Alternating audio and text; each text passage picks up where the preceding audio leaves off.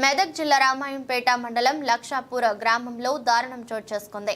భూమి పంచాయతీలో రాగుల అశోక్ అనే రైతు దారుణ హత్య. దీంతో గ్రామంలో విషయం తెలుసుకున్న గ్రామస్తులు, కుటుంబ సభ్యులు సంఘటనా స్థలానికి చేరుకొని పూర్ణ వినిపించారు. ఇదే గ్రామానికి చెందిన రమేష్ కుటుంబ సభ్యులు హత్య చేశారని, రమేష్ పొలం మధ్య ఉన్న పశువుల దగ్ధం చేశారు. విషయం తెలుసుకున్న పోలీసులు గ్రామంలో ఎలాంటి రామాయంపేట ఆధ్వర్యంలో బందోబస్తు ఏర్పాటు చేశారు. సగం ఆసనాలు చేరుకున్న పోలీసులు మృతదేహాన్ని పరిశీలించి పోస్టుమార్టం నిమిత్తం రామాయంపేట ఆసుపత్రికి తరలించారు. అనంతరం డీఎస్పీ వెంకటరెడ్డి మాట్లాడుతూ, లక్ష్మాపూర్ గ్రామంలో అశోక్ అనే రైతు ఇదే గ్రామానికి చెందిన రమేష్ కుటుంబ సభ్యులతో కలిసి అశోక్ ను బండరాయి కట్టెలతో కొట్టి చంపాడని మృతుడి సోదరుడు ఫిర్యాదు చేశారని కేసు నమోదు చేసుకుని దర్యాప్తు చేస్తున్నట్లు డీఎస్పీ వెంకటరెడ్డి తెలిపారు.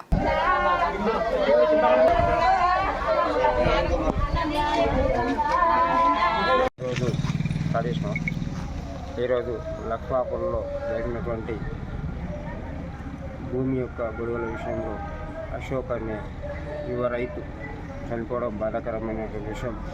గత 5 సంవత్సరాల నుంచి కూడా ఈ రమేష్కి ప్లస్ అశోక్కి భూమి విషయంలో ఒడ్ల దగ్గర గొడవలైనటువంటి మాట వాస్తవం. మేము కూడా 4 గ్రామాల ప్రజలం 2-3 సార్లు పెద్ద మనుషులం పోయి చెప్పడం జరిగింది.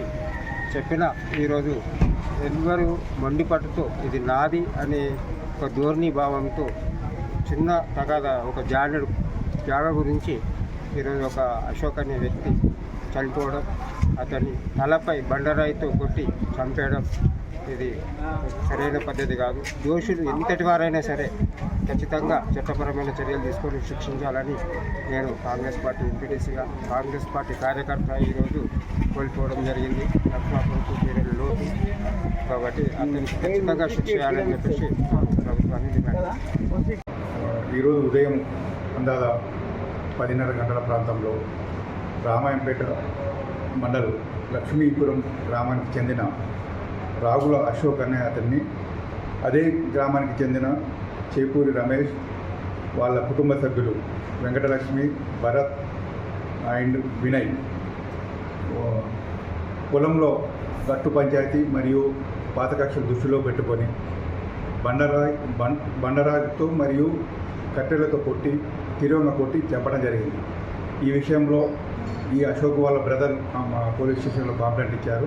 దాని మీద కేసు రిజిస్టర్ చేసి ఇన్వెస్టిగేషన్ చేస్తున్నాం.